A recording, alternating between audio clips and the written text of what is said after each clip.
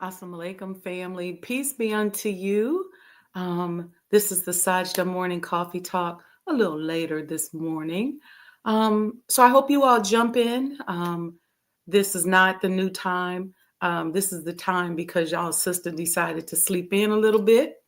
But hopefully you'll join me. If not, you'll catch the replay. But y'all know I'm going to come out here and do my part to uplift and motivate those of us doing for self going into this new year, 2025, the year of completion. All right, we'll see you all in a few. Let me see. Yeah, we're going to do a prayer. I'll do a quick commercial, and then we'll jump right back and get right to it. Okay, see you in a few.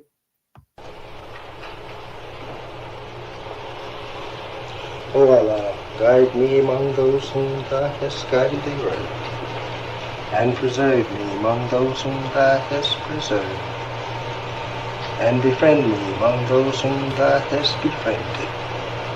Bless me in whatsoever Thou dost grant me, and deliver me from the evil of what Thou hast judged. Surely Thou judgest, and none can judge against Thee, and he whom Thou befriendest is not disgraced.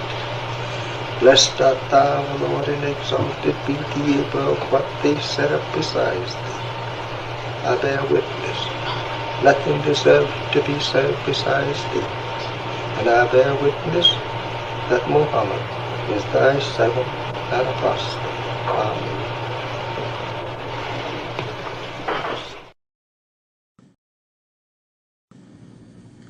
The Honorable Elijah Muhammad, who in my judgment is the master historian, taught us that of all our studies, history is the most attractive, and it is best qualified to reward the researcher. History is most attractive. Why should history be most attractive? Because history is the recorded time of the human family in its struggle to overcome obstacles. There is no life that is without struggle. The Holy Quran teaches us that man, meaning man and woman, is made to face difficulties. And after difficulty comes ease. But it is history that guides us through difficulty. For if you know how people who had difficulty yesterday got through, and if your difficulty is somewhat similar, then today we also can get through if we follow the guidance of history.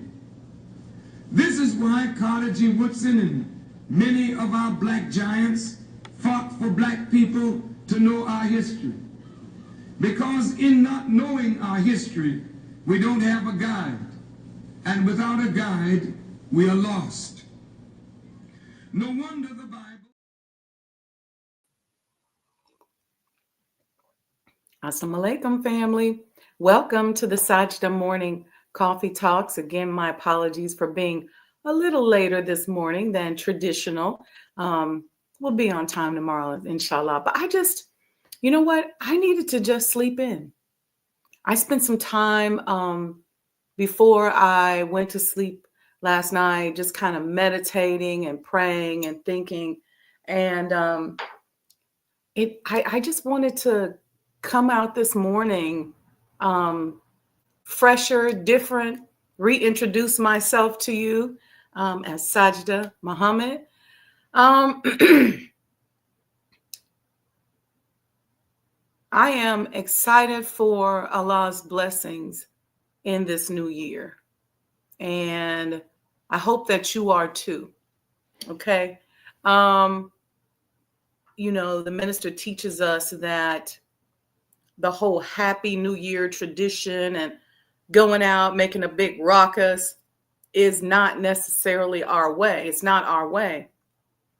And our way is to wish peace upon everyone, upon ourselves even, um, so that in the event that whatever it is that happens or whatever this year serves us, we have peace as we go through it and as we navigate it.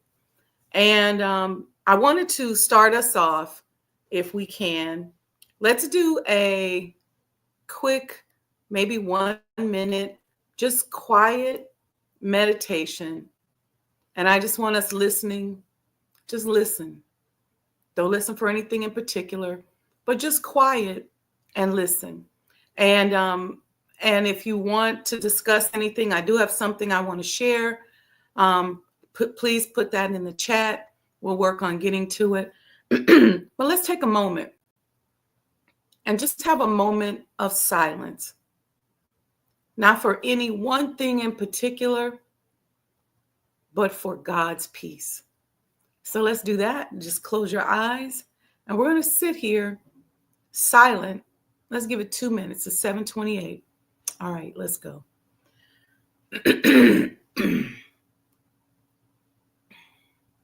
Just close your eyes. Don't force any thoughts. Don't try to be special. Don't try to be all that. Just accept whatever's coming to you. Just accept it and listen and vibrate.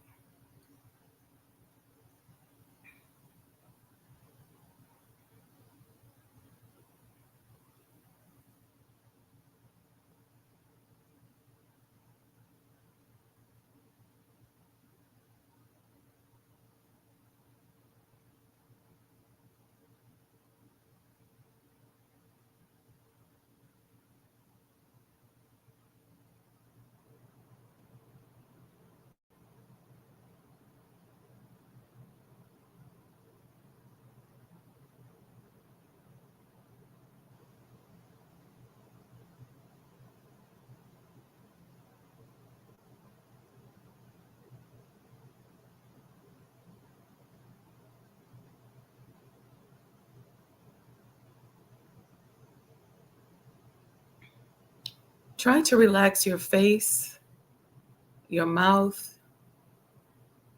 Relax into it and just breathe.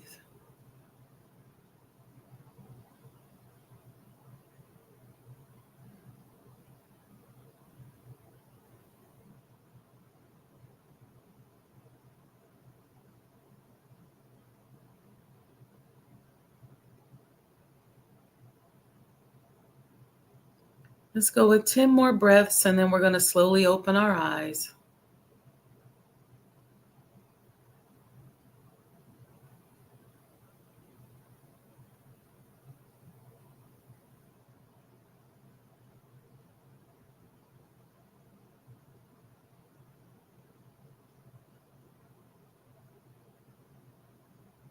Let's slowly open our eyes and come back together. Somebody mentioned to me that I should do a meditation app for conscious entrepreneurs. What do you all think about that? That's usually a process I take myself through before I do my prayers, because I like to just kind of calm down and calibrate myself. I don't want to go into my prayers begging and trying to convince God and trying to control. I just want to go in and be, so that I could properly receive. And then I do it in my businesses, or as it relates to my businesses. So sometimes before I jump on a Zoom call, I'll do a quick meditation and prayer, go into that state. Inside of any brick and mortar that I've ever had, or even the businesses I have now, I will go in and pray. So I'm going in this morning to the Honorable Elijah Muhammad House to do a meditation and prayer, and to pray over and bless my businesses, to bring peace to them, to bring attraction and abundance, and really so that I can sharpen my vision and skills as I navigate that world of business so that I can hear, have access to better ideas. So I want us to spend some time focusing on ourselves this year as conscious entrepreneurs. Because here's the thing. See, we are in such a manipulative environment where there's so much stuff happening that is always manipulating our senses and who we are. Some of us respond based on the trauma. Hear me good. Many of us are responding to the world based on the traumatic conditions that we've been navigating through. Okay. So whether it leads you to be more outgoing or less outgoing, more trusting or less trusting, more creative or less creative. Some of us get mean and start abusing people because hurt people. And you can see it and smell it and see the vibration all over us. Let me tell you a secret. And this is something that if you're paying close attention, again, to history, is why I love history so much. When you go deeper into your authenticity, that's a space where nobody can touch you. Talking to my conscious entrepreneurs out here, because a lot of you all are trying to figure out, what do I do? How do I make it? We don't have the luxury of just going and hiding in a hole while all this other stuff is going on around us. We don't have the luxury to kind of look crazy at somebody who's coming around us, because you never know who you're going to be of service to as you're introducing those much needed goods and services into your community.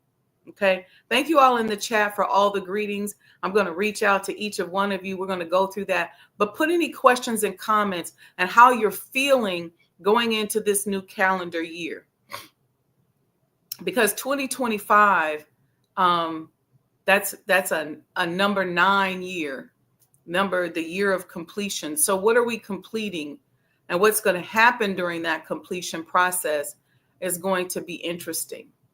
Okay. But many, many years ago, I discovered, this is just my own discovery, it's probably old wisdom, but I discovered it within myself, that the more authentic I am, the more successful I am. The more authentic I am, the more that authenticity serves as my armor and shield against my enemies, but it also serves as a pathway to my creativity and my elevation as a woman. So some of you all probably remember years ago, I started a company called The Authentic You. And I had a ton of classes that I was teaching. We were on Blog Talk Radio, courses on owning, monetizing, and discovering your authenticity. And I still teach that folded into what we do now. But at that time, the Authentic You coach is what I called myself. And I still do that work. I still have that company. But I learned, it was in that process of understanding the power of authenticity that I began to say, you know what, this is what's going to prevent me from allowing the enemy to change me. This is what's going to prevent me from allowing the enemy to change me. And say it again. See, when I accept my own and I be myself, who do I need to be in order to have what I want, or what's in my mind's eye, what my goals are? Who do I need to be? And being peaceful as I move through it. How do I find peace in it? Because it's a lot of chaos. we turn on the television, there's death. If you just watch the news, it's just announcement of death after death after death, accident after accident after accident. This happened, that happened. And so sometimes we're reacting to that. We're responding to that. You got this person hating on you, this person doing that. How do you prevent that from causing you to imprison yourself and forget about what you showed up on the planet to do? So when I decided to create these programs on authenticity, and let me know in the chat, maybe we'll do a series on here about discovering, owning, and monetizing your authenticity. And I'll revisit that, because that was the beginning courses that I started to teach people who were trying to do for self. Because what I found was a lot of clients that I had were laying people off. I was doing strictly corporate work then. And so they were laying people off, firing people. And I found people who were my friends and who were close to me who were in a situation where they just didn't know what to do. They didn't know who they were. They were under all these non-compete agreements.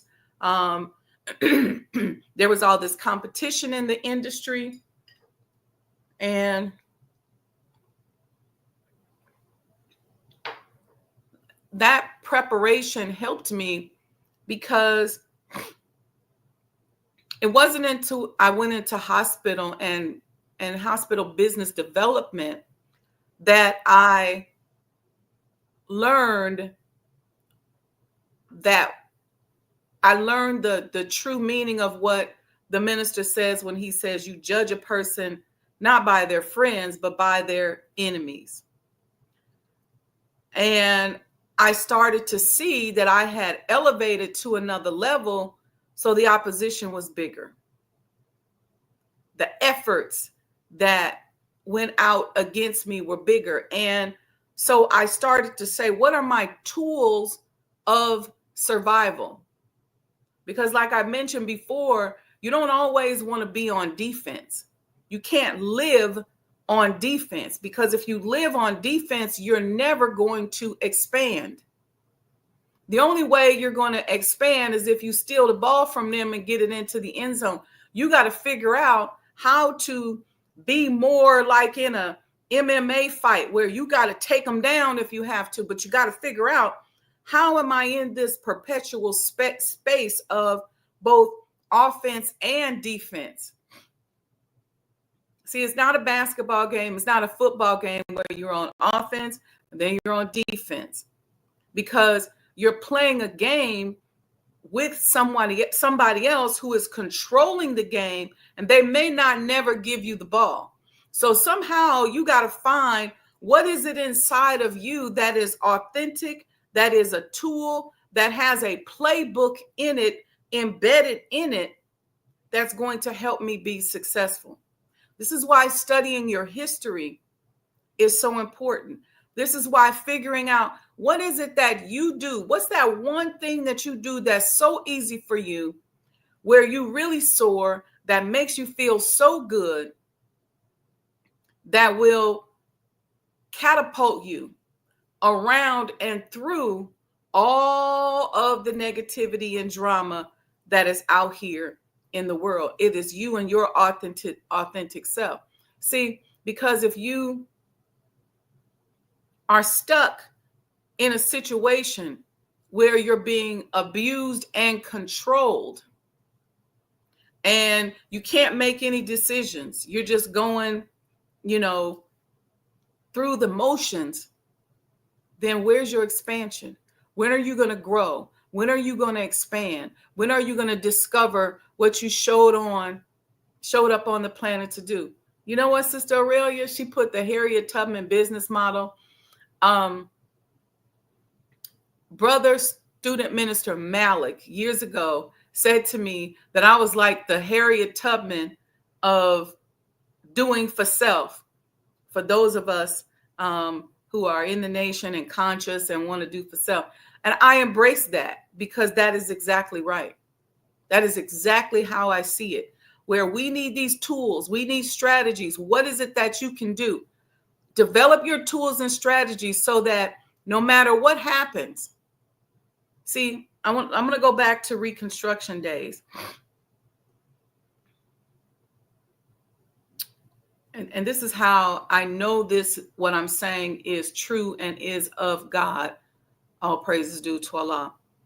There was a study done, and I keep saying that I'm going to do a series on this book, but there's a woman who did this work on the history of entrepreneurship in our community. And what she discovered in her studies was that post-slavery, that Black people, most of them, went into whatever field was authentic to them, not necessarily what they did for the slave master. There were some who were brick masons, and this is what they focused on under the slave master, and they stayed in that field. But many of them started to do exactly what they felt in their heart and their spirit to do. And then through her study, she discovered that many of them went back to the professions of the tribes that they were taken from, unbeknownst to them, right? Hundreds of years later, let's say you were taken from a village and y'all thing was being iron workers. Many of the slaves, for example, went back, who were from that, went back to that. Even though they have been hit in the head and left for dead and don't even know their ancestors' names, they authentically went back to what was genetically encoded in them, and their epigenetics and their ability to be authentic and say, what do I do? What can I do to make money for myself? Took them back to something that was historical in the tribe that they came from. Let me know if this makes sense to you. So this is why history is so important. And I even when I discovered or started to uncover my own DNA and epigenetics, and I did the ancestry.com, but then when I was in Africa, I saw a genealogist where they actually literally took my blood and figured out where I was from and who I was. And I saw so many similarities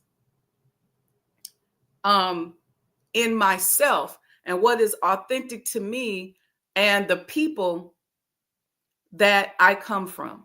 So much, including being a Muslim, including little things that I like to do, like walking. I'll walk miles and miles. They were nomadic people. So I'm Fulani on both sides. So I'm what they call full-on Fulani. So somehow in the stars of the universe, both my mother's genetics and my biological father's genetics are Fulani. And the Fulani, if you know, they're herders, they love horses and cows, and they're nomadic. They're also very religious and very spiritual. And then I started to see, as I studied, that being handed down on both sides of the family, the healing, the spirituality.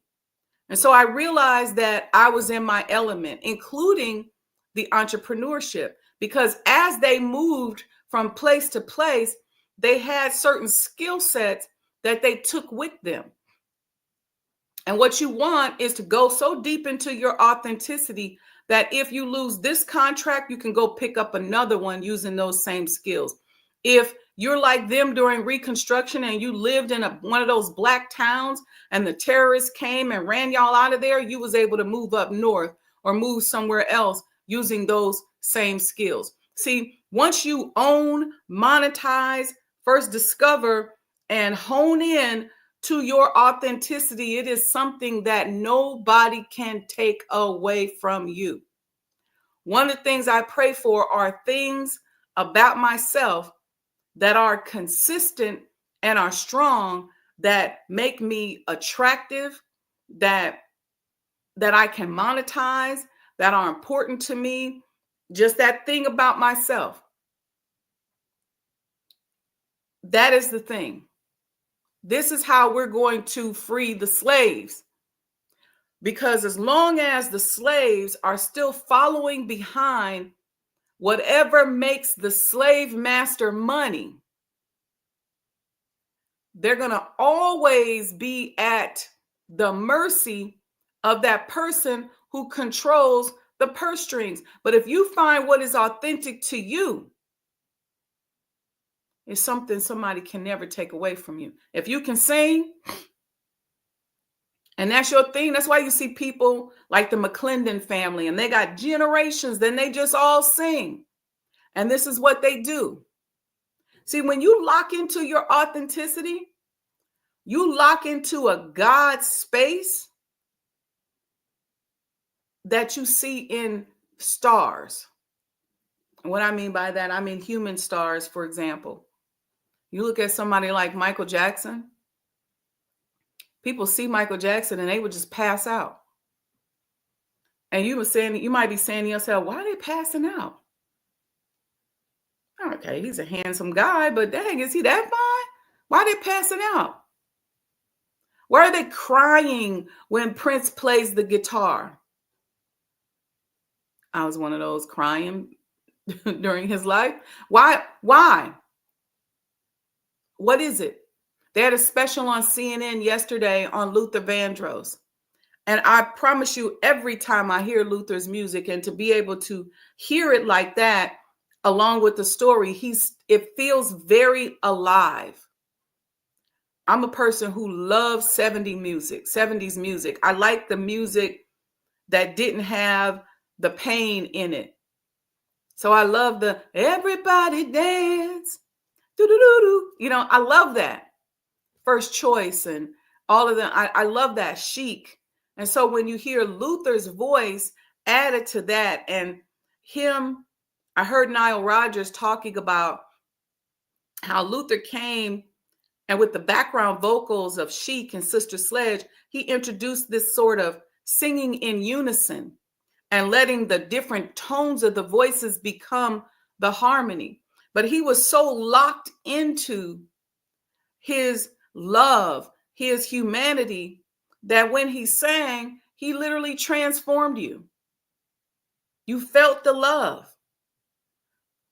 And I'm not just talking about with music, but what is it that's authentic to you? You heard me say that many of the slaves, when they were freed, went into fields of their choice, but they started doing things that were in alignment with their epigenetics. So this woman traced what people were doing, let's say in 1867 for profession.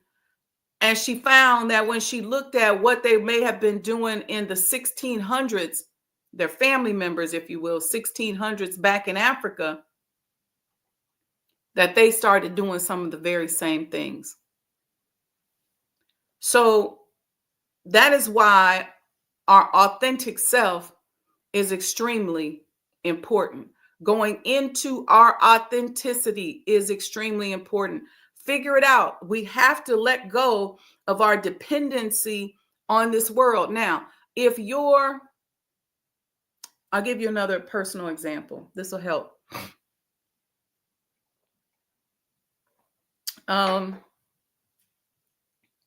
When I went into the healthcare business field, I had no idea that members of my family were Samiti people. They were the healers. They were the traveling, quote unquote, witch doctors. You know, the French, every time the French conquer somebody, they call the native healing techniques voodoo. The French are known for that. You know, they call everybody that's not black or white Creole. So you have the Creoles outside of Seychelles in South Africa. You have the Creoles in Benin. You have the Creole in Haiti. You have the Creole in Louisiana. This is a terminology that they use. But when I went into medicine, I have been deep in business, and I knew that I had a calling in business, but medicine was foreign for me. And so I started to sit in on patient visits. I started to study. If there was, I remember the very first surgery that after Dr. Dormo and I became partners that he did was a carotid endarterectomy. I know that's a lie. It's when a person has blockages in their carotid artery here, and they have to open it up, take out the plaque, and then put a patch, do a patch angiogram to close it back up. That was the first surgery. I went on YouTube and I studied it so that I could understand what a patch angiograph is, what I could understand why they were going in there, what were the causes of it. I studied it as much as I could. I saw the patient pre-surgery, post-op. I didn't scrub in that case. That was at a hospital. But some other cases, once I started doing consulting work with the hospital, they would allow me to scrub in and just be an observer. And I had no idea that I had medicine and healing in my epigenetics. But I became so knowledgeable in that particular field of vascular and cardiovascular medicine that many of the doctors in the hospital thought that I was a spy. They said, oh, she just ain't here to scrub in and spy because she's already a doctor. And so that became the rumor going around this particular hospital. We were working in United Medical Center, what used to be United Medical Center in Southeast Washington, D.C., and people in the hospital thought that I was like a spy for the CEO or maybe. And when I went and talked to the CEO, it was a gentleman by the name of Frank. I can't even think of Frank's last name. Frank is over in Dubai working in a hospital now. He said that they had a bet amongst them that, no, she's really a doctor. So you got to be careful around her because she's over here checking all the boxes and making sure we dot all our I's and cross all our T's. And that's not true. And so over time from that's how I earned an honorary doctorate degree. And people, and literally people would assume that, and some doctors would write referrals and patients would call and say, I'm calling to see Dr. Muhammad. And I'm constantly saying, listen, I am not a clinical doctor, full disclosure. But I was able to develop a medical intuition or discover a medical intuition that I had that Dr. Dormo used to get a kick out of. So we'd be in a meeting and he'd, show me a chart or show me something. And he'd say, Wendy, work the patient up. And I would have to virtually work the patient up. Or he'd say, tell me what you think this is. And I would do it. And I would always tell him, I said, no, that's because you taught me. But I also knew that there was something else there. I could feel it. And so when we started to expand and build clinics and hospital, I was able to design based on what I felt intuitively would be helpful to the surgeons and what also would be helpful to the patients. Same thing happened when I went into wellness and massage therapy and skincare, because I was tapping into a space of authenticity that was unbeknownst to me. That is where I'm saying to us, figure out, and I'll do a series on it. I'll do an authenticity series. I'll work on that and pull up some old stuff and post it so you all can see it, because this is how we're going to free ourselves. Now we got the teachings, we got the supreme wisdom, we got we got all of that, accepting our own, being ourselves, loving ourselves, which is a whole process in and of itself. But now, how do we sustain ourselves and our nation financially? Well, we have to figure out who we are. What is authentic to us? How do we discover, own, and monetize our authenticity? And that is embedded. I'm going to give you a secret. It's embedded in your story. See, this is why history is squashed down, because to be honest with you, if I respect your story, I can't really judge you. I can't be prejudiced against you, because that's your story. Now, you don't have the right to disrespect me or hurt me because of your story, But everybody has a different story. And so once you understand and respect your story, accept your story. And I want you all to go into meditation as conscious entrepreneurs and say, what is my story? And let me accept my story. Whatever that story is, accept it. And embedded in that story are hidden gems and gifts. If you've been through something traumatic, being able to help someone else is something that you can develop into a program and monetize it. That's just one example. All right, let me, before I go on, I'm going to go here and check out these comments. I see you guys got a lot of them. Again, I apologize for being a little later this morning. Khadija Bilal sends the greetings of Assalamu alaikum, and we say wa alaikum salam. Wa alaikum salam, assalamu alaikum. Assalamu alaikum simply means peace be unto you. We as Muslims, we wish one another peace, and we wish you peace as well. So don't get triggered when you hear us saying assalamu alaikum. I know pop culture makes you think that it means something else. It simply means peace be unto you. And then we are obligated to return the greetings of wa alaikum salam, which means peace be unto you also, or also unto you be peace. So when you hear us say assalamu alaikum, even if you wish us peace, and let me tell y'all something, Muslims. If somebody walks up to you and says assalamu alaikum, it is your duty to return the greetings. You don't get to roll your eyes. You don't get to walk away. You don't get to not make eye contact. You know, I made this a rule in all my businesses. If somebody speaks to you, you're required to speak back to them. But you don't get to refuse to offer peace to anybody if somebody extended peace to you. That's not our way. So some of y'all have gotten into this thing where somebody give you the greetings and you just don't give them the greetings back. That's not how we do things. We wish you peace, and in turn you give us peace. So we are desirous of creating that flow of peace in our lives. That's why we wish you a peaceful new year. We wish you peace so that no matter what happens, you have peace as you navigate the vicissitudes of life. All right. RJ Funches says ASA. And for those of you who are new, ASA is an acronym for Assalamu alaikum, which you all also know also means peace be unto you. Okay. Mom says, Happy New Year, everyone. Not by sight says Assalamu alaikum. And we say wa alaikum salam to you. Brother Jamil says, Assalamu alaikum, God's peace in 2025. We say, wa alaikum salam, sir. Returning peace and love to you. Sister Zakia says, Alhamdulillah, all praises due to Allah.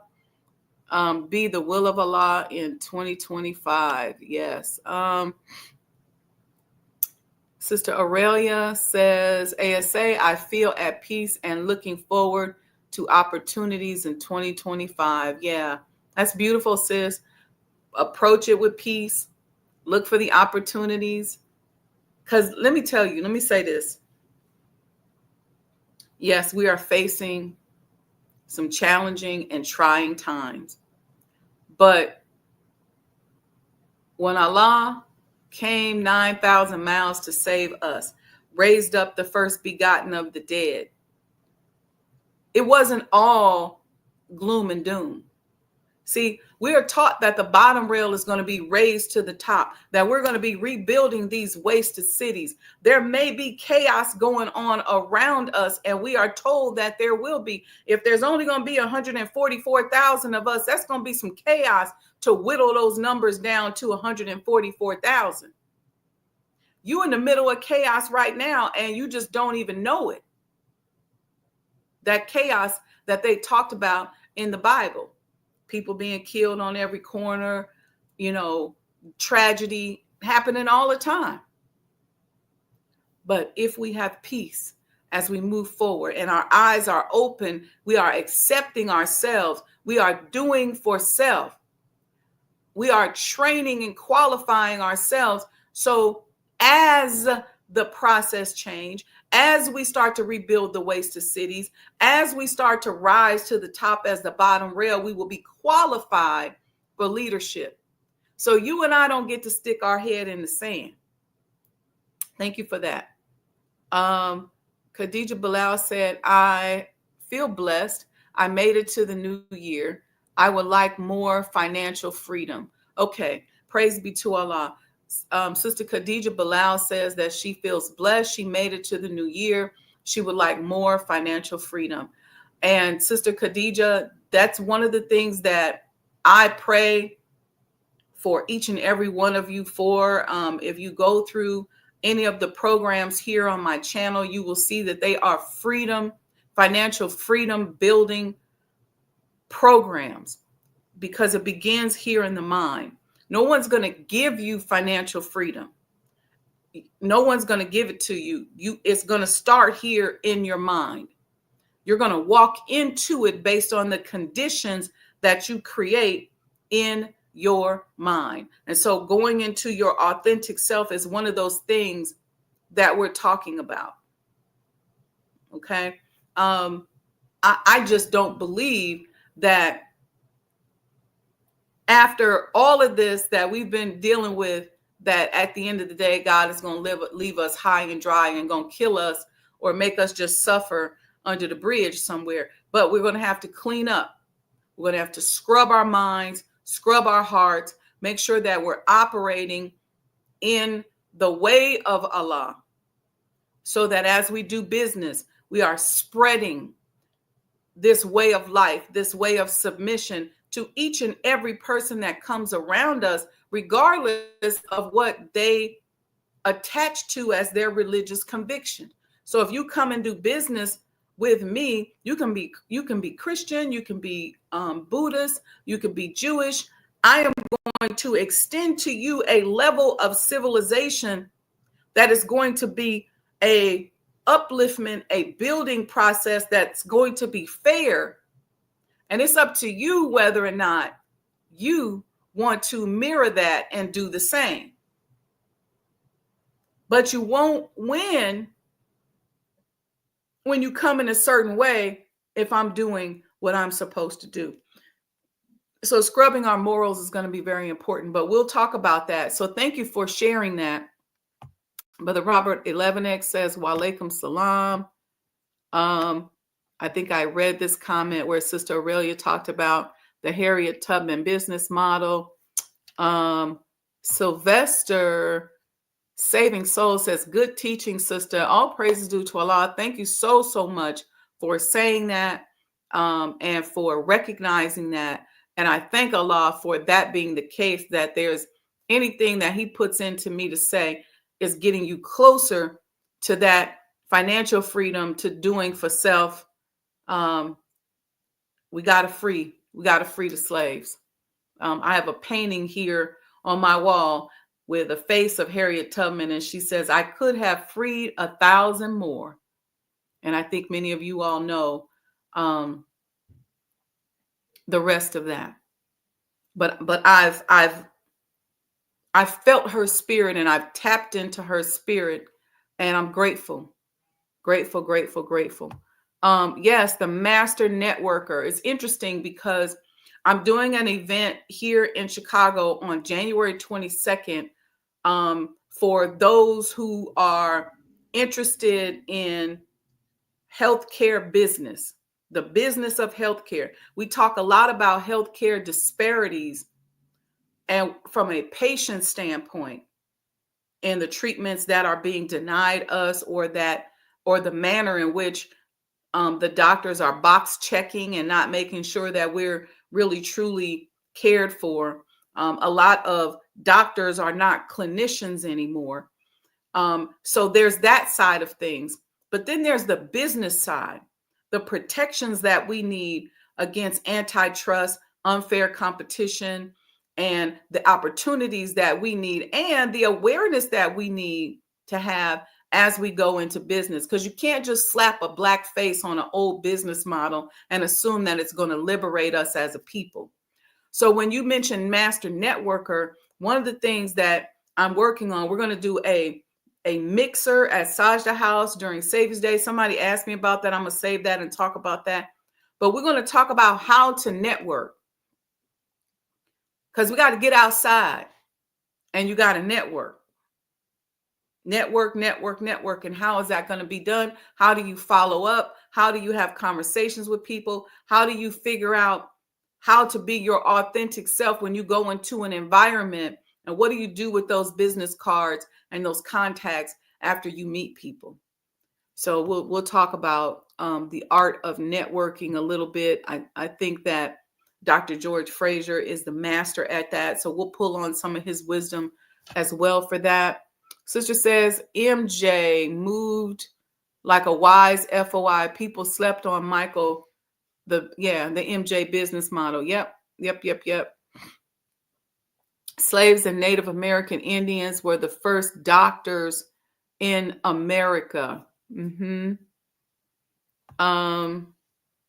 Khadija says, will you be doing a tour of the Honorable Elijah Muhammad House Savior's Day? So yes, go to the website, sajdahhouse.com. Scroll to the bottom after you read and enjoy everything. It says vibrate with us. Click that and put in your information and join the mailing list, because we'll be publishing the schedule so that you can sign up for tours and attend the mixer that we're going to be putting together. We got some exciting stuff planned for February during the short month that's called Black History Month. Okay, but you're going to want to be on that mailing list so that you can be have access. Coin holders will get first access to the tours, and then after the coin holders, we'll have a certain period of time that the coin holders will be required to respond. If they don't respond within that time, then we will open it up to the general public. So you're going to want to jump on it, be a part of that mailing list quickly, even if you are a coin holder, because you're going to want to respond. So the answer to that is yes.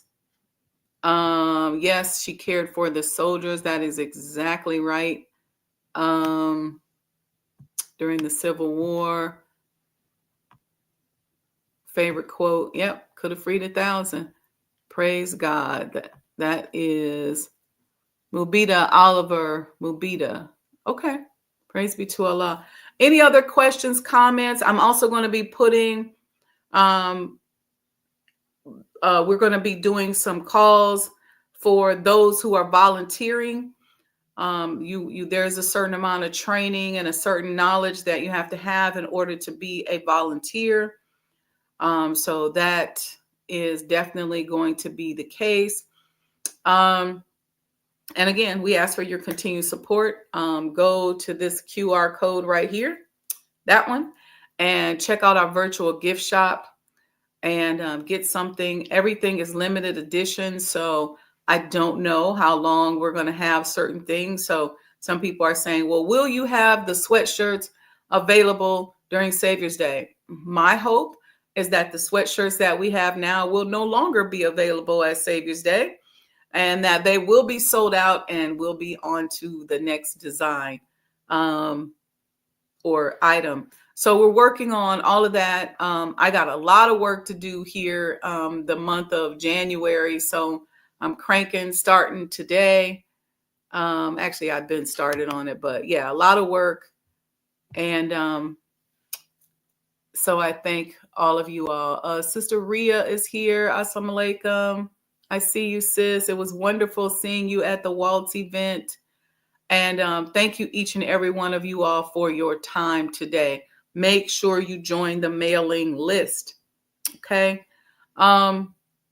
So with that, family, authenticity. What is your story? Respect your story. Accept your story. And we're going to work on helping you to monetize that. Sylvester Savy, so are you over the Ministry of Trade and Commerce? I am not over the Ministry of Trade and Commerce.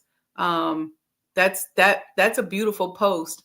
But no, I'm not over that. I think I might kind of like that. That might be kind of cool, right? I spent a number of years working. Some of you all here know me working way back in the day in the National Secretary's office. Um, I was brought on board by the late brother Wazir Muhammad. May Allah be pleased with him, to do business development, and so that kind of became my emphasis. But him teaching and training me to learn how to fuse the teachings into business um, sparked something in me that I didn't know was there. And so even after I went out into the world, around the world and around the country, and started to do business consulting, my success came when I, unbeknownst to the people, kind of infused these these manners in which we conduct ourselves in the way of life into the business that I did. And I learned the power of it, and I learned that it worked. And so here we are today.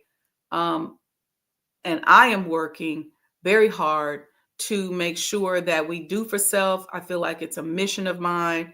Um, Between that and preservation, that kind of swallows up so much of my skill sets. Anyway, family, I love you all. Thank you very much. I got to go get to work. Although, when you love something, it's not really work. But Brother Wazir and Brother Wali, may Allah be pleased with both of our brothers. Yep, they both. Let me say this.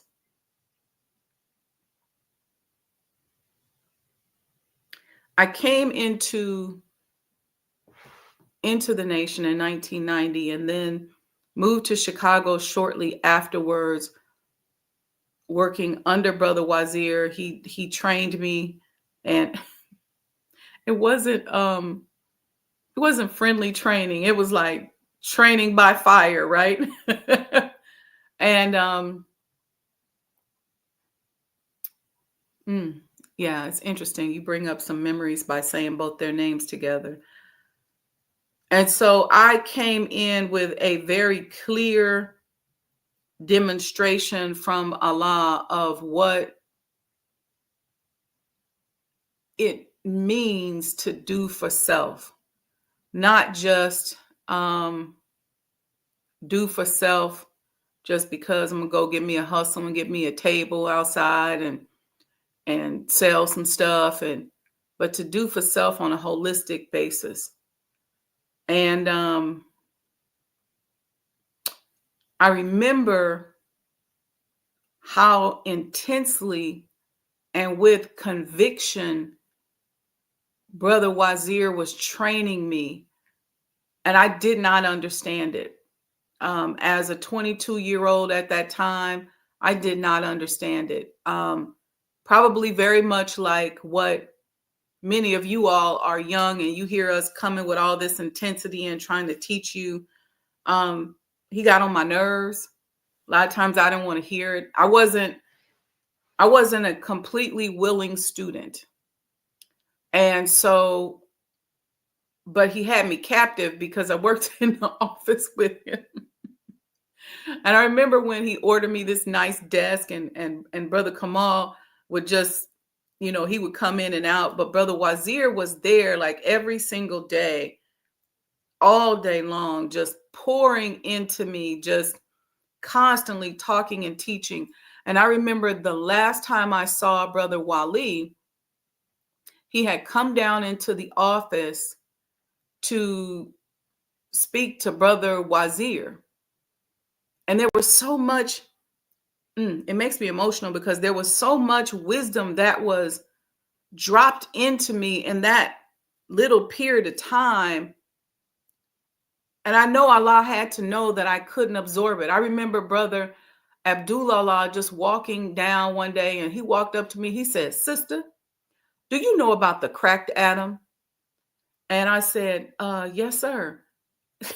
Because usually by the time they would start coming around, Brother Wazir had been teaching me for 3-4 hours already.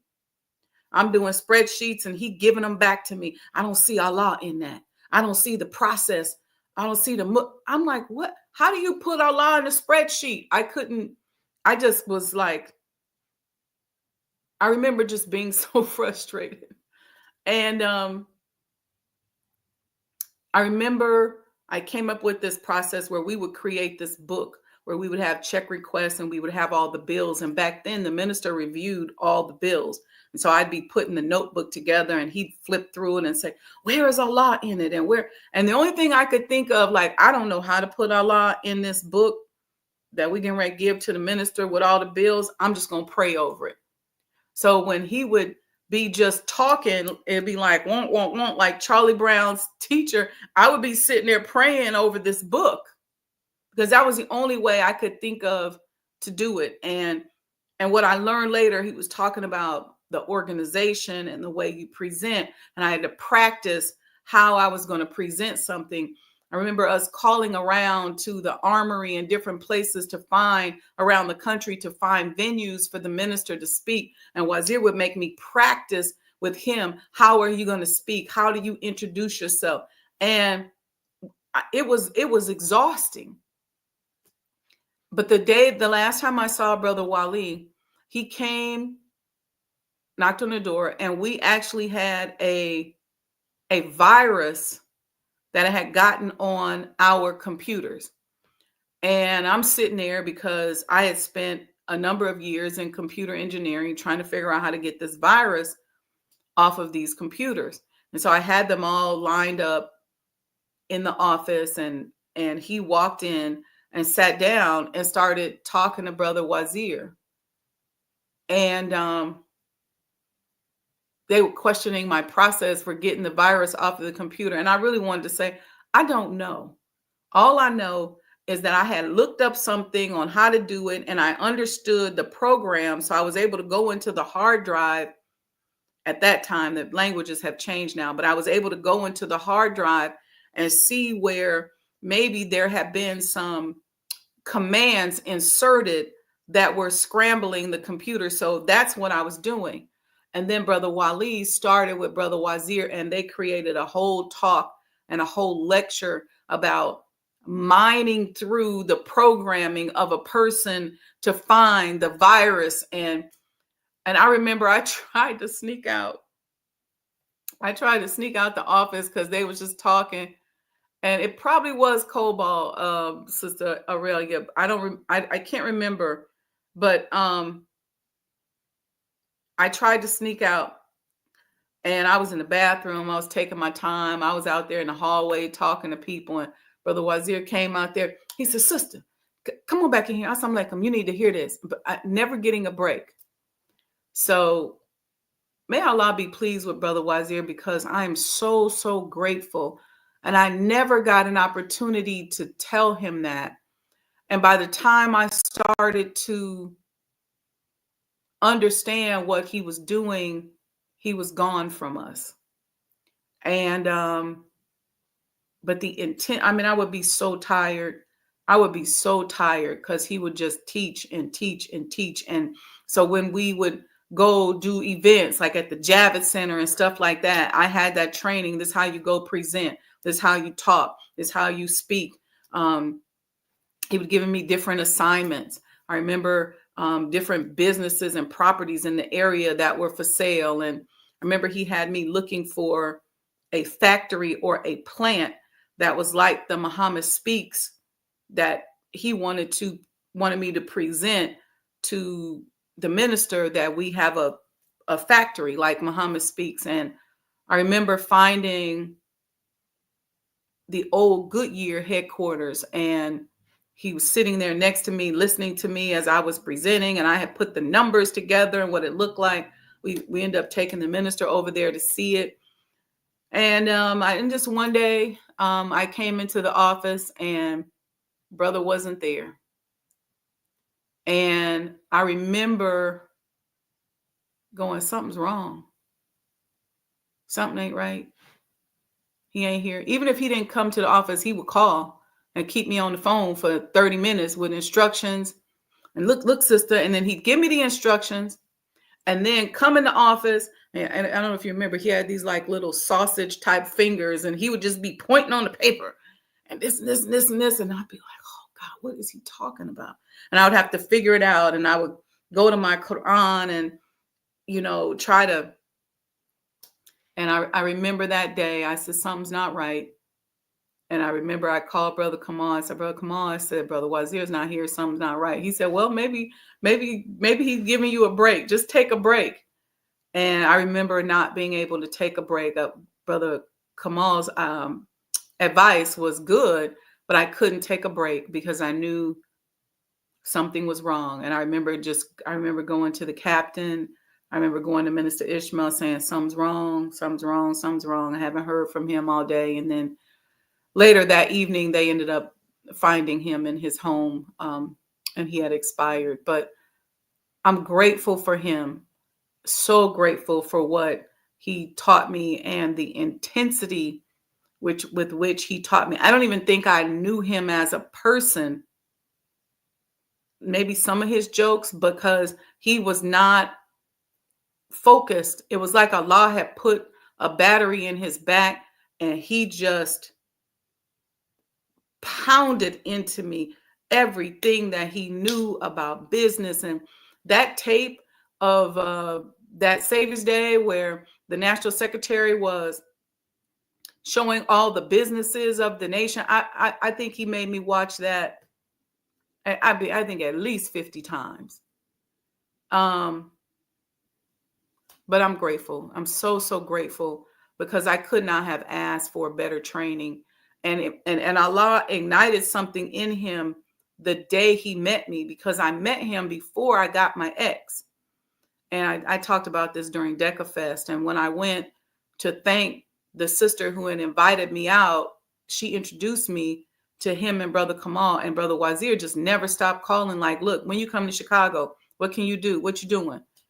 And he didn't even like when I would work with I work with the secretarial staff and we'd be counting, the money, getting everything organized. Brother Wazir didn't like that. He said, what are you doing, sister? No. You need to be trying to figure out how to streamline this. And I remember thinking to myself, okay, but I got to do it in order to streamline it. But I remember one time I was in the Vanguard at that time. I was on post in the sanctuary, and he came up to me. He said, sister, what are you doing? He said, you supposed to be, everything was about this business and business development and the Muslims and the nation and doing for self. And so may Allah be pleased with him. I'm so grateful for that time. Zachary Muhammad says, Assalamu alaikum, family. I remember both of them, especially Brother Wali.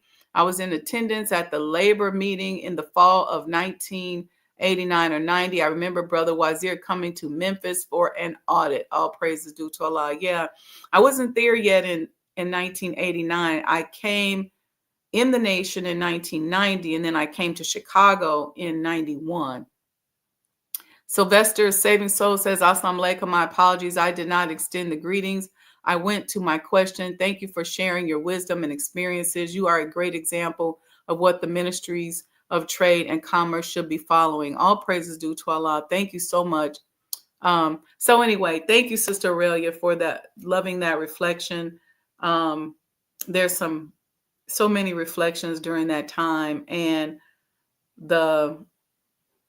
I think that I was able, as a young Black woman, to respect the Black men that Allah has sent into my life, because I grew up with a respectful Black father who respected me as a young girl, as a young woman, who encouraged me. And I would call my father, and it didn't matter what I said. He said, well, you young, you educated, you smart.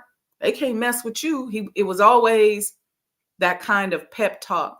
And so I was very open to learning from these brothers, Brother Abdullah, Brother Wazir, Brother Kamal, Brother Wali.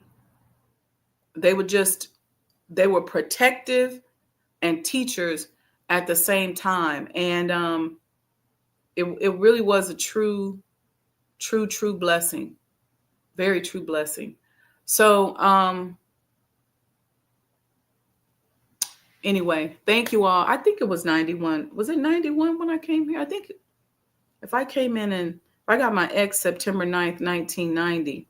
I either moved here to Chicago the fall of 90 or earlier in 91. I can't remember.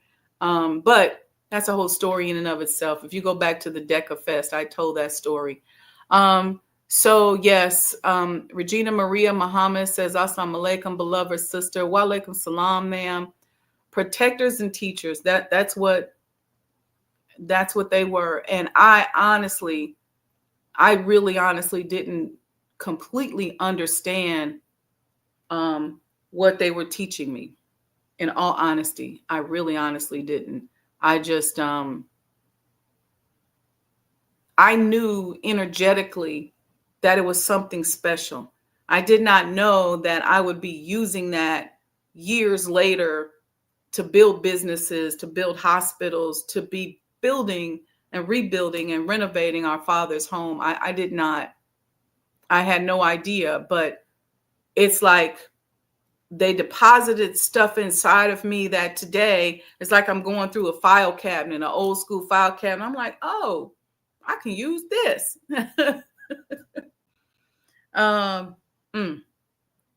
Now I'm going to go for real. Okay. Cause y'all got me going and I don't want to start crying, but I'm going to be my authentic self, and my authentic self and my story is my armor, and it is my guidance. And so I pray that each and every one of you are experiencing more peace, more love than you've ever experienced or imagined. Thank you, sis. She said you are protecting the history of our nation. All praises due to Allah.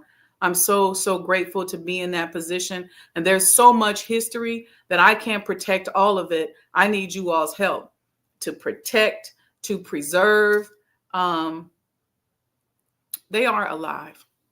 I feel Wazir's spirit from time to time, and I didn't know him that well or even that long, but he didn't play with me. I think I was like, I remember thinking to myself, like, do he think I'm an FOI or something? Oh man. I'm gonna write all that down one day if I can think of it, but yeah, he was something else. Anyway, family, may Allah be pleased with each and every one of us and with them as well. Wishing each and every one of us peace and blessings this new year, that we are going deeper into our authenticity. And I will work on revisiting some of the authenticity classes and courses that I've taught over the years to develop a series. Maybe it's like a 3-part series. We'll figure it out on discovering your authenticity, owning your authenticity, and monetizing your authenticity. Okay. So I would take that on as a challenge. And so with that, please make sure you support the Honorable Elijah Muhammad House, the construction work that we're doing. Support Sajdah Enterprises. My life is all about freeing us and liberating us and helping us to do for self, building businesses, development, all of that. Just go to Cash App, Sajdah Enterprises, to support this network and this channel so I can keep doing it for free. Because we don't necessarily have enough financial support. I have toyed around with a cost model. I understand that a lot of us are not yet at the vibrational space where we can pay thousands of dollars to do this, like a lot of my counterparts in the industry are charging people. I want to continue to be able to bring it to us. And so we need your support. Okay. Cash App, Sajdah Enterprises, everything that I'm doing, from the preservation to helping us do for self is coming out of my own resources. So any support is greatly appreciated. You can become a sponsor for some of my upcoming events, like the healthcare event in January, some of the events in February at the Honorable Elijah Muhammad House, some of our summer events. And if you are interested in that, just send an email, sajdahhouse@gmail.com, and we can talk. We'll do a Zoom. We'll have a conversation about how to tailor a sponsorship that fits your goals, your needs, and what you can give to the movement. Okay.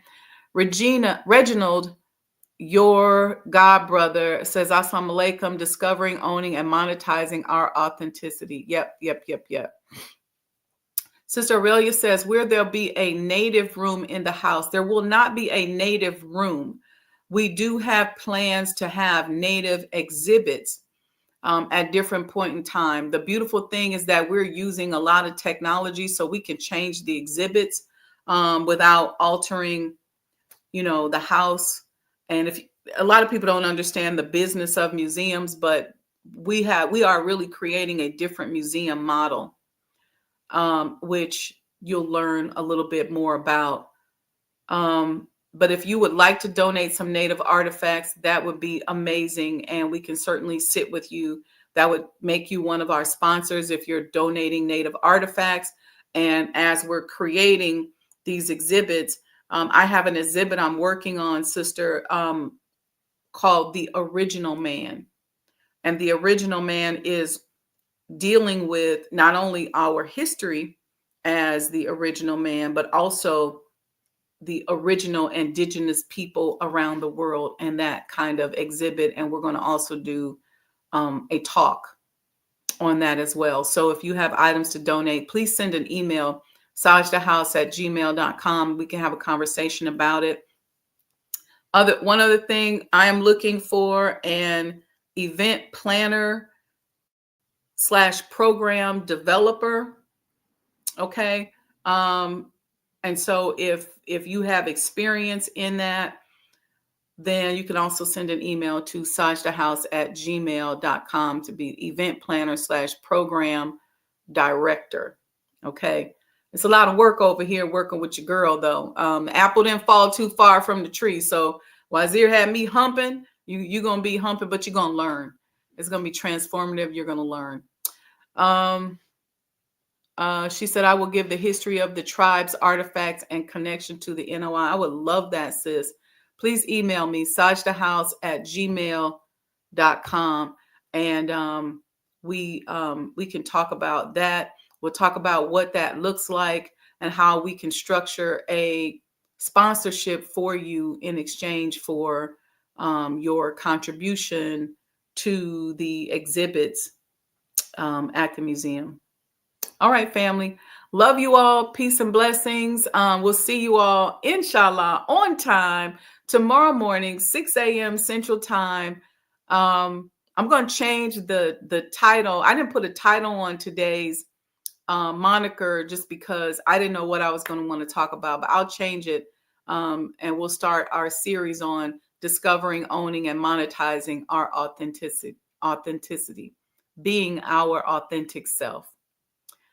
Okay, family. I love you all. Peace and blessings. Please support. Cash App, Sajdah Enterprises. And if you want to support the house, support sajdahhouse.com. If you want to be a sponsor, sajdahhouse@gmail.com. But if you just go to the website, it's all there. All right. Peace and blessings, family. Love you all.